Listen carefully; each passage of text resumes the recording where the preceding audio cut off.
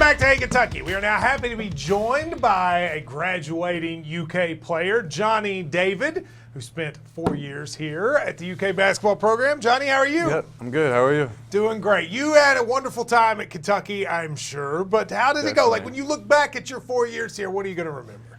I mean, the relationships that you make and the people you meet, just the experiences you go through, which is so unique that you're at Kentucky doing it. And stuff like that, that's just something I'll remember the rest of my life, whether it was the trip to the Bahamas, our trips like to New York, Chicago.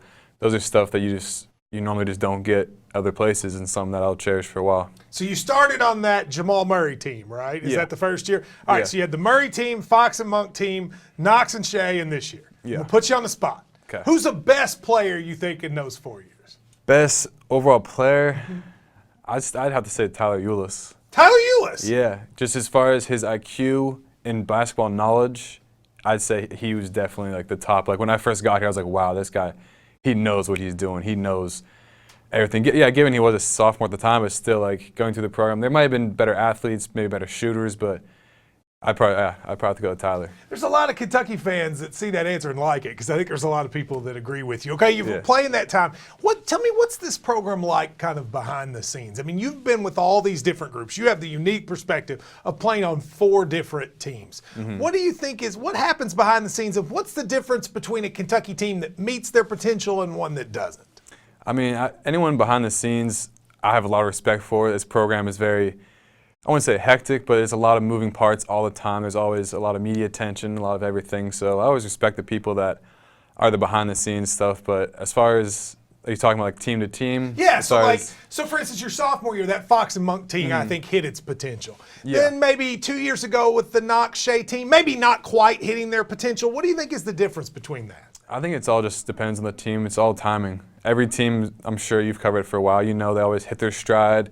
Some teams kind of revert a little bit after because like, oh, we were this good, but most of the teams, everyone buys in at the right time, and that's one thing about that Cal and the coaches are really good at doing. So talk to me about Cal. As a coach, what's he like? I mean, I always hear players say you can tell he really cares for those guys. Is that true? Yeah, he cares a lot. He cares a lot. I mean, I forget who I was talking to the other day. I was like, is he different when the media's around and not? I was like, no. I mean, really, with Cal, what you see is what you get. Like, he's not doing stuff for cameras.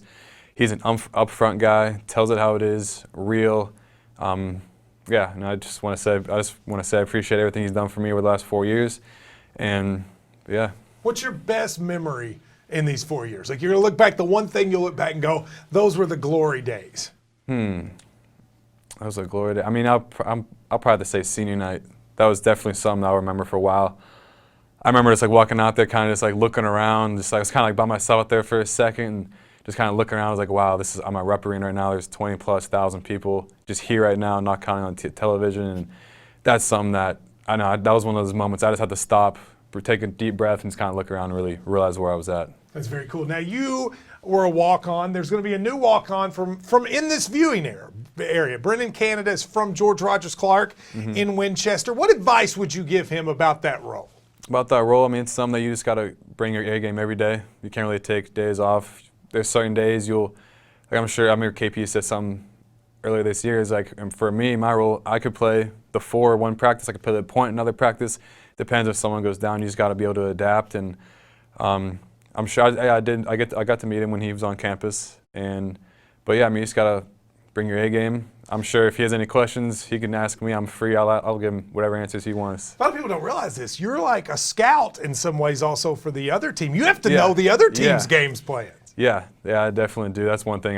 Me and Joel Justice helps out with that too, and it's a fun time. I've seen you play all kinds of big-time players in walkthroughs. Yeah. Over the years. What's next for you? What are you going to do next with your life? Next, I'm heading back to Pittsburgh, going to the University of Pittsburgh for PT school. So it's a 3-year program, but I mean, my end goal after that, I would like to work for an NBA team with something like that. I feel like that's something that I would really enjoy.